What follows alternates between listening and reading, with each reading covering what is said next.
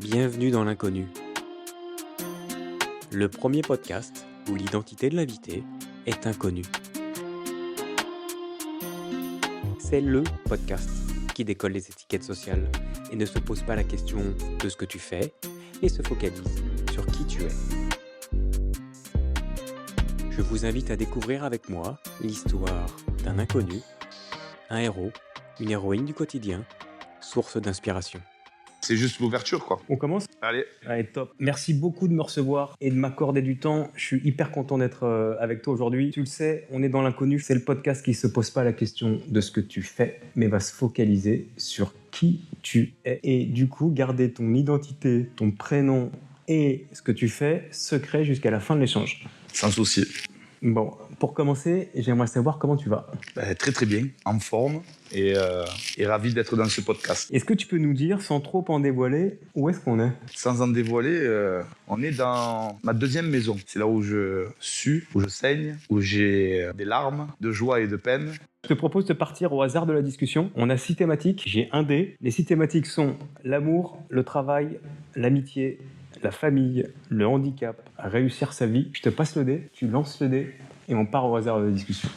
Réussir sa vie. Pour toi, quels sont les piliers pour réussir sa vie ? Plutôt les mots-clés pour moi, ça serait détermination, objectivité, parce que souvent on parle, on pense, on rêve, mais les rêves, c'est quand on dort, et la vie, elle est belle quand on est active. Donc détermination et courage. Comment tu l'incarnes le courage au jour le jour ? Oser et y croire. Et y croire. Le courage a tellement de formes. Le courage de la vie de tout le monde. Et il y a le courage professionnel, le courage sentimental, le courage familial. Il y a tellement de courage en fait. Ça dépend dans quoi on se dirige. Si on parle d'un courage professionnel, c'est déjà d'avoir le courage de se lever le matin en se disant je vais aller bosser. Mais pourquoi je vais bosser ?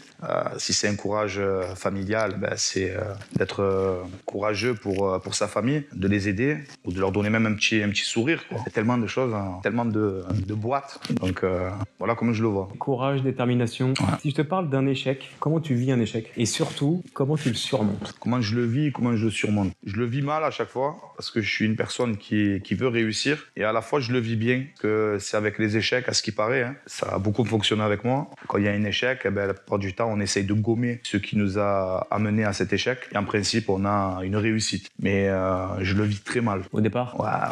J'aime pas être dans la défaite, j'aime pas être dans le mal en fait. Je suis une personne qui a besoin de réussir, de faire réussir les gens, parce que c'est mon métier. T'aimes faire réussir les gens vu que c'est ton métier, mais on va pas le dire tout de suite, on va le dire à la fin. Ouais. C'est pour ça que j'essaye de... C'est ça, je sais que c'est compliqué. Je combats là. Ça, c'est un terme bien utilisé, j'ai l'impression. Justement, si quelqu'un que t'accompagne a un échec, c'est plus facile pour toi ou c'est plus dur que si toi, t'avais un échec ? Non, c'est plus dur. Quand on est omnibulé à rendre extraordinaire des personnes catégorisées ordinaires, quand ça réussit pas, on n'est pas bien, quoi. Mieux que je suis pas bien moi que d'autres personnes, quoi. Ouais. Grosse partie d'empathie, quoi. À fond. Ouais. Je te propose de tirer une deuxième fois le dé. Je te le redonne. 1. L'amour. L'amour. Est-ce que tu as ressenti une fois le sentiment d'amour ? Je suis pas une personne qui parle beaucoup d'amour. Ça se vit. Et je l'ai vécu grandement il y a 9 ans, quand mon fils est né sur cette terre. Le plus enrichissant pour moi, c'est l'amour. C'est pour ça que je suis une personne qui a plusieurs facettes. Je suis une personne qui a une carapace. Je suis une personne qui est, pour certains, dure. Et pour d'autres qui me connaissent vraiment, je suis un bisounours, quoi. Donc, parce que je suis à fond dans l'amour. Pas l'amour one love, tout ça, mais l'amour, le vrai. Parce que l'amour est la seule énergie inépuisable dans ce bas monde. C'est pas moi qui le dis, c'est les livres monothéistes religieux de cette planète. Quand j'ai vu mon fils sur cette planète arrivé, j'ai découvert c'était quoi l'amour et je sais que je t'en parle, je suis ému parce que grosse claque. Ouais, c'est mon fils, quoi. C'est l'amour inconditionnel. Ouais, ça restera à vie, quoi. L'amour d'un enfant ou même l'amour d'une femme, l'amour d'un homme, c'est tellement puissant. C'est pour ça que quand tu me dis l'amour, c'est la seule énergie inépuisable dans ce bas monde. Et quand on arrive à le toucher du doigt, quand on arrive à être amoureux de quelque chose, tu te lèves le matin, tu as as la banane, tu as le sourire, et malgré que des fois ça va être compliqué, quoi, parce que la vie n'est pas un long fleuve tranquille, quoi. C'est des tsunamis, c'est des ouragans. Ouais, mais l'amour t'apprendra à nager ou à t'agripper. C'est ce qui te motive même dans ton boulot? À fond. Autrement, je serais pas là. Je serais pas dans cette deuxième maison où tu te situes. Ok. Il faut être amoureux, et je dirais fou amoureux. Et je suis content que tu aies trouvé l'amour parce que je suis très content d'être dans ta seconde maison là. Ah, voilà. On va se faire un troisième GTD. Le 2. Le travail. Ouais. Quelle est ta place du travail dans ta vie? C'est compliqué. Hein. C'est compliqué parce que le travail, pour la moitié des personnes, c'est d'avoir un salaire fixe, d'avoir une planification hebdomadaire et permet justement de subvenir à nos besoins, de payer un loyer, de payer ton essence de ton véhicule pour aller au boulot, de préparer ta retraite. Le travail, c'est ça. Moi, le problème, c'est que j'ai plusieurs facettes qui sont considérées comme des jobs, pas vraiment un boulot pour moi. C'est un kiff? Même pas. C'est même pas un kiff, c'est quoi alors? c'est un bien-être. Ok. Comme quoi, des fois, il y en a, ils disaient le travail, c'est la santé. Ben, je pense qu'ils parlaient de ce travail-là. Parce que c'est pas le travail que mon père faisait dans les mines ou à la Légion étrangère pour subvenir à nos besoins. Là, c'est un travail parce que, par exemple, dans les 3 facettes de travail que je fais, je peux pas dire que je gagne ma vie, mais peut-être que dans un futur proche, je vais le gagner dans ces 3 rubriques de boulot. Mais vraiment... Donc c'est des activités ou du kiff que tu fais par amour, pour en revenir à la question d'avant. Ouais. Peu importe du coup ce que ça te rapporte. Et ça pourra te rapporter, je te le souhaite d'ailleurs. Et je me le souhaite aussi.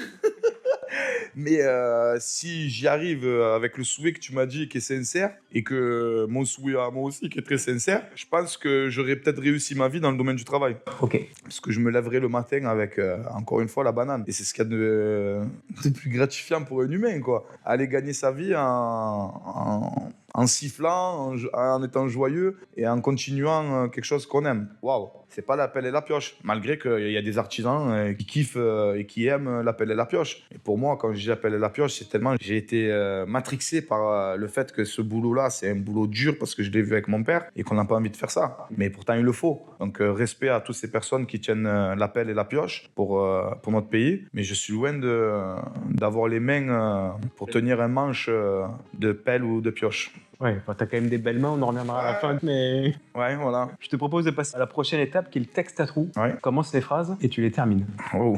Ok. Je n'ai jamais autant rigolé. Waouh. Il y a tellement de choses qui m'ont fait rigoler. La dernière en date. La dernière.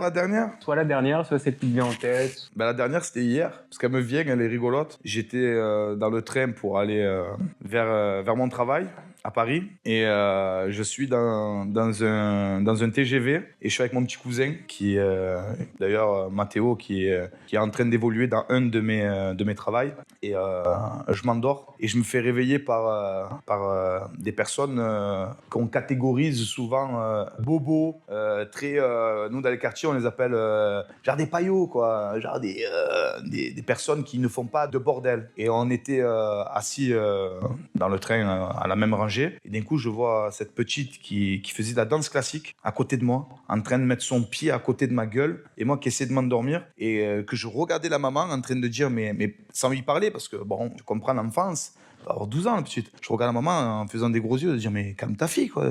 Et mon cousin Mathéo qui pleurait de rire et que je voyais la petite sur la pointe des pieds se faire des trucs de balai à la Pietra Gala, m'envoyer des coups de pied à côté. Et je me suis tourné de l'autre côté du wagon. On voyait 2-3 jeunes de banlieue que eux étaient presque carrés, respectueux de tout. Et j'ai eu un transfert en fait. Je me suis dit mais en fait on nous critique souvent les mecs de banlieue, les noirs, les arabes, les juifs, les machins, les immigrés. Et cette famille qui est bordélique, quoi. On était dans une diligence et j'ai éclaté de rire nerveux. Et voilà. Je te montrerai la vidéo parce qu'on l'a filmé. C'était vraiment rigolo. C'était hier, quoi. Voilà. Là, c'est dans ma tête et voilà. Je suis mort de rire. Tragala. Voilà. Une danseuse étoile en face de moi en train de mettre son pied ici avec ses chaussettes qui puaient. Et voilà, quoi. Et du laisser aller total. Comme quoi l'éducation, elle est dans toutes les races, dans toutes les religions, dans toutes les ethnies. Elle est partout, quoi. Voilà, quoi. Ou pas. Ou pas. C'est ça le truc. Donc c'était ça qui m'a fait rire vraiment hier, quoi. Ok, merci de ce partage. Voilà. L'art de la simplicité, c'est de se lever le matin en bonne santé et de croquer la vie à pleines dents. Voilà. La simplicité. Après le reste, on va le chercher. Punto basta. Voilà.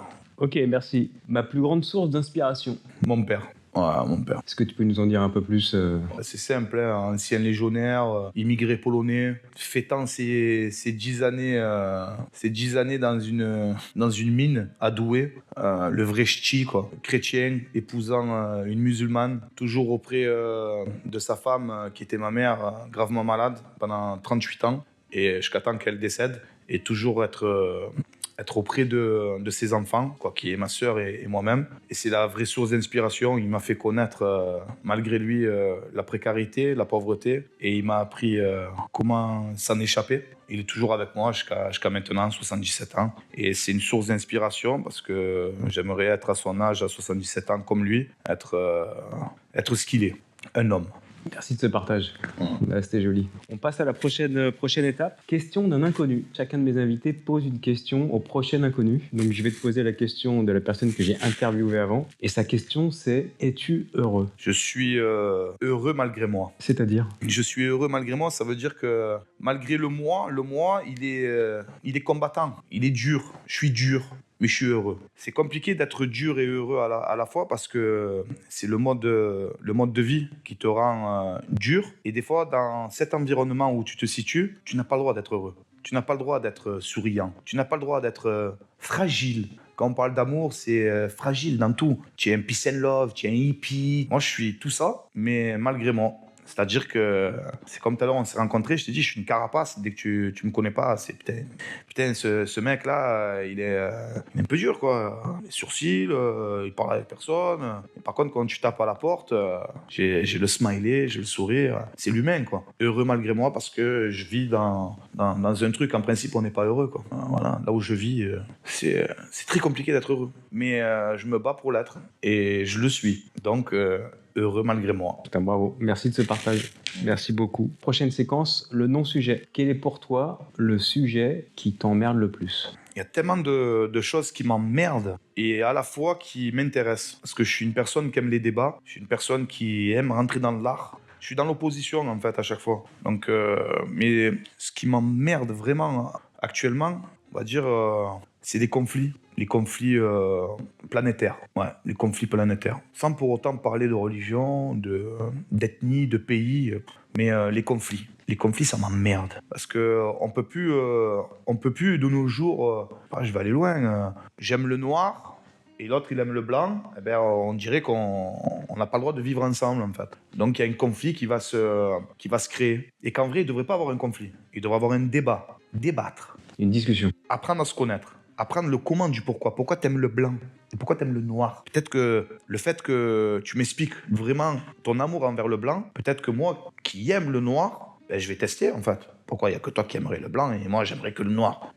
Je vais aller à la rencontre de cette couleur et vice-versa. Et c'est pareil pour la politique, les religions. C'est pareil pour tout ce qui est sexisme entre les hommes et les femmes, les gens qui aiment le salé, le sucré, le sport, pas le sport. Il y a tellement de choses. Et c'est vraiment ça qui m'emmerde, en fait. C'est ceux qui sont butés sur un truc et qui ouvrent pas un peu leur sens ou leur amour, quoi. L'amour humain. Moi, j'ai pas appris qu'il y avait des frontières. C'est l'humain qui a créé des frontières. C'est les gouvernements qui ont créé des frontières. C'est les rois, c'est les politiques, c'est les États. Moi, j'ai pas de frontières. J'ai envie d'aller en Amazonie, je vais en Amazonie. J'ai envie d'aller au Tibet, j'y vais. Dans ma vision, hein.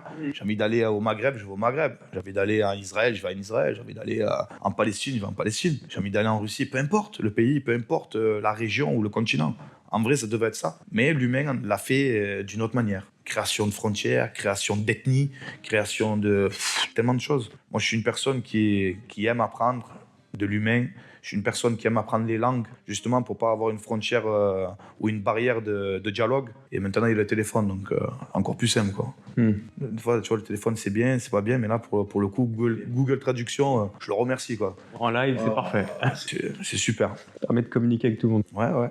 Donc voilà, c'est ça qui m'emmerde, en fait. C'est des conflits incohérents. Et la non-communication. Ouais, c'est ça. Ok. C'est ça. Ça me fait chier, quoi. Ouais, ou la non-compréhension de l'autre même. La compréhension, c'est différent. Parce que y en a, ils vont ils vont peut-être venir dans ta maison et ils vont sortir en se disant bon, il m'a invité, le repas était bon, mais franchement, je comprends pas sa couleur de mur ou son tableau ou la photo d'un acteur ou d'un politique ou d'un truc. Là, c'est peut-être lui qui est l'individu qui est invité, qui est buté encore. Donc, il cherche toujours midi à 14h. Alors du coup, comment tu fais? Quelle est ta technique justement par rapport à des gens qui sont fermés? Essayer de leur ouvrir un petit peu l'esprit. Alors moi, j'ai une technique, elle est très simple, c'est... Tu les fais venir ici? Il y a ce truc-là, de les faire venir chez moi, mais je ne change pas. Je suis ce que je suis. Ok. Tu m'aimes, bravo. Tu m'aimes pas, tant pis. Les dieux de chaque religion monothéiste n'ont pas fait l'unanimité dans cette planète. C'est pas toi, c'est pas moi, c'est pas ceux qui vont nous écouter dans ce podcast qui vont faire l'unanimité. Donc je me dis que je suis comme je suis, mais par contre, tu m'aimes, tant mieux. Tu m'aimes pas, tant pis. Mais je suis moi-même. Au moins, ça te laisse libre choix d'aimer ce que je suis ou ce que je suis pas. Donc tu gardes ta colonne vertébrale. Ouais. Tu essayes de montrer l'exemple, de montrer qui tu es. C'est aussi compliqué de rester qui on est dans cette société. En tout cas pour moi, en tout cas des fois c'est difficile. Mais de dire ok, je garde la stature, je reste qui je suis, et du coup peut-être que les gens vont comprendre ou pas. Mais attention, suivant l'environnement où tu es. Si maintenant tu es chez moi, je suis nature, je suis moi, je suis moi. Par contre, quand je vais chez quelqu'un, je prends une autre colonne vertébrale. C'est-à-dire, autrement, je mets d'autres organes. Je suis invité. Donc, Mais tu restes quand même un petit peu toi. Je reste dans la colonne moi-même, mais d'autres organes. Par exemple, si je dois aller voir des personnes que je connais pas, je vais pas parler d'un langage très familier, quartier. Donc je vais faire en sorte de m'adapter. Ok. C'est l'adaptation qui est le plus important. Si je vais dans un pays que le code pénal dit qu'on conduit avec une ceinture et que dans un autre pays on ne conduit pas sans ceinture, je m'adapte à ça. Parce qu'autrement c'est de la conquête que tu fais. C'est plus de la visite. Tu viens pas pour visiter ou t'adapter. Ok. C'est ça le truc. Donc faut que les gens comprennent aussi que faut rester soi-même quand on est chez nous. Après quand on va chez les autres, pouvoir les comprendre, il faut s'adapter à eux et plutôt être comme eux pour pouvoir mieux comprendre la chose. C'est ça le... Et la boucle est bouclée, on revient du coup à la compréhension. Je pense. Et c'est la meilleure des solutions pour connaître l'individu. C'est de se plonger comme eux. Voilà. Ouais. Ok. On passe aux prochaines étapes avant de partir. S'il te reste quelques jours, quelques mois avant de mourir, qu'est-ce que tu ne souhaiterais pas regretter ou qu'est-ce que tu aimerais faire? C'est fou, je me suis posé la question il y a une semaine de ça. En ce moment, avant de dormir, je pense beaucoup à la mort. Je me dis un accident, une maladie, un truc comme ça. Donner du temps à ce que j'aime réellement, mais tout leur donner. Tout le temps. À ne pas dormir pendant une semaine ou pendant 2 semaines, parce qu'après j'aurai un repos éternel. C'est pour ça que d'ailleurs je dors pas beaucoup. Beaucoup de mes potes me disent c'est pas possible, tu dors quand? Je dors 3 heures, 4 heures, ça me suffit amplement. Ok. Après je fais une petite sieste, ça me recanque. Ouais, c'est ce qu'on disait tout à l'heure, le temps en fait c'est la valeur la plus sacrée. Chaque seconde qui est passée est passée.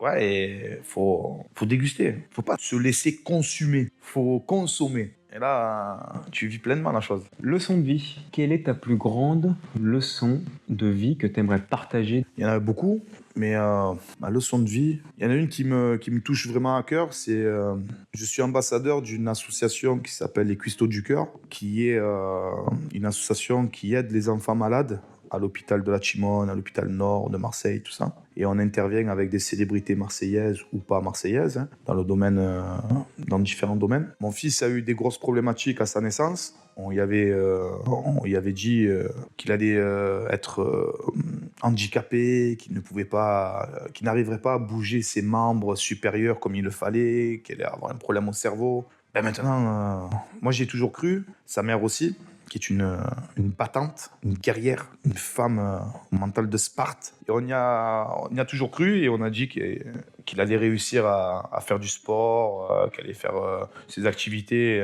comme tout enfant. Et il a réussi. Et en étant ambassadeur de cette association-là, je vois d'énormes problématiques avec des enfants, cancéreux, leucémie, et tellement de choses néfastes que des enfants ne méritent pas ça. Mais la leçon de vie, c'est quand j'ai la chance d'y aller et que je vois des parents combattre la maladie de leur enfant, de voir les enfants combattre leur maladie avec le sourire, avec une détermination hors pair.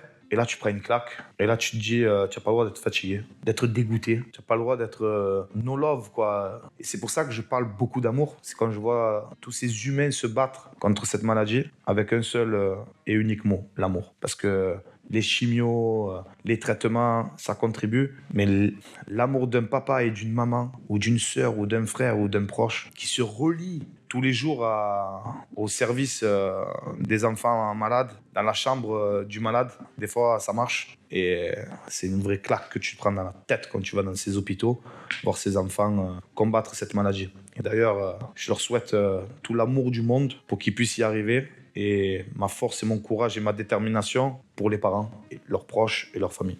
Merci pour cette belle leçon de vie. Prochaine étape, question à un inconnu. Tout à l'heure, tu as répondu à la question du précédent inconnu. Maintenant, c'est à ton tour de poser la question au prochain inconnu. Aimes-tu ta vie ? Ouh, c'est beau ça. Ok, aimes-tu ta vie ? Écoute, la semaine prochaine, normalement, ce sera dans la boîte. Et tu pourras le réécouter après. J'espère bien. Passe à la prochaine étape, le titre de l'épisode. J'ai pris le parti de ne pas choisir le titre de notre épisode, mais de laisser choisir à mes invités. Est-ce que tu peux me donner 2 mots sur ce qu'on vient de vivre, sur ce que tu viens de me raconter pour le titre de notre épisode ? En cage. En cage, en 2 mots, clair, net et précis. On passe à la dernière question. Et la dernière question de ce podcast est de répondre à la plus grande inconnue de celui-ci. Qui es-tu ? Qui je suis ?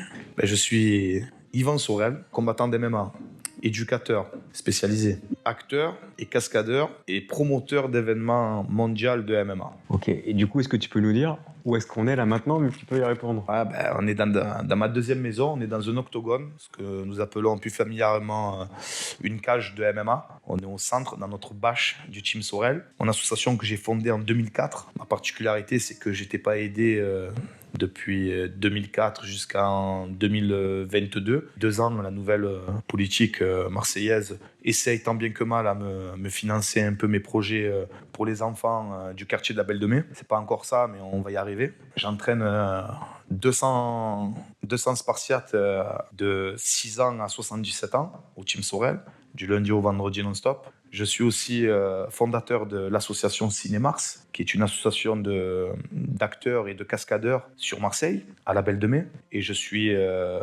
en collaboration étroite dans le cinéma avec Alain Filgars, qui est l'un des meilleurs chorégraphes martiaux de France, qui collabore avec les plus grands comme Luc Besson, Olivier Marchal et tant d'autres. Et je suis papa, père de famille, dévoué et activiste pour le sport du MMA à Marseille et en France aussi, notamment avec ma ligue internationale de MMA que j'ai créée, qui s'appelle le SFC, le Spartan Fighting Championship, qui est siégé quand on fait des événements au Théâtre Tourski, qui est un théâtre magnifique situé dans le 13003, et Félix Piat. Et je me bats corps et âme pour mon quartier, où j'y vis, certainement j'y mourrai. Voilà, après on a cette étiquette d'éducateur aussi, qui me va très bien.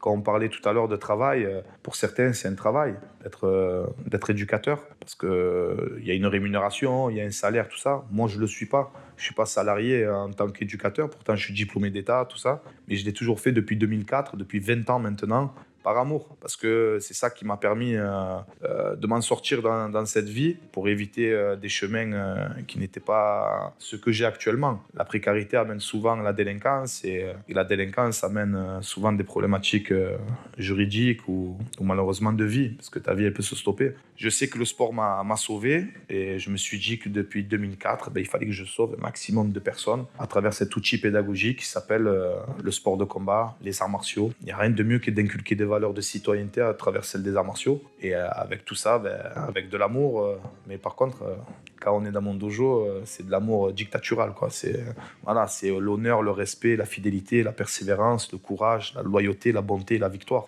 Pas la victoire, comme je le dis depuis 20 ans, pas celle du podium, mais la victoire personnelle. Il y en a, ça va être de perdre du poids, il y en a, ça va être d'en prendre, il y en a, ça va être d'être souple, il y en a, ça va être de gagner de l'assurance, d'autres de dire stop à un harcèlement de scolarité, d'autres vont dire de marcher dans la rue en pleine assurance, de dire je suis une fille, je suis là, quoi, tu me touches pas. Et pour d'autres, ça va être le podium réel pour aller chercher des médailles, des ceintures et une vie professionnelle dans le sport. Donc Voilà, mon métier, c'est de rendre extraordinaire des personnes qui sont catégorisées sur l'ordinaire. Malgré que je ne le suis je suis loin d'être extraordinaire, mais c'est mon métier. Et mon métier sans être financé.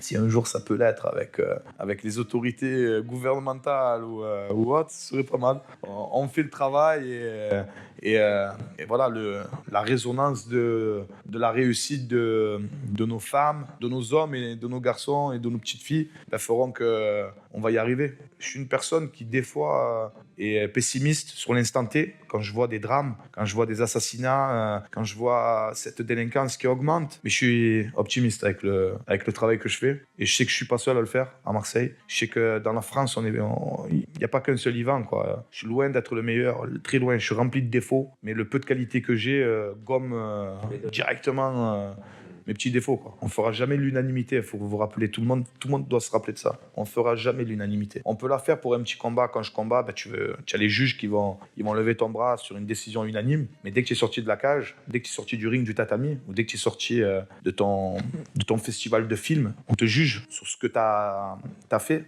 mais sur une vie, c'est trop compliqué. On ne peut pas te juger. Tu vas aider une personne 10 fois, une fois tu vas lui dire non, tu es le mal aimé, quoi. Donc c'est ça qu'il faut se rappeler, c'est qu'on ne fera pas l'unanimité. Mais par contre, si on peut donner le meilleur de soi et que certains rentrent dans le bateau, bah bravo. Plus on est, plus on peut aller loin à naviguer, quoi, tel des pirates. Bravo à toi pour cette détermination. Merci à toi parce que tu m'as posé des questions déterminantes. Tu m'as bien scotché au siège, là. Un vrai plaisir. Merci Yvan pour notre échange dans l'inconnu où le bonheur est parfois caché.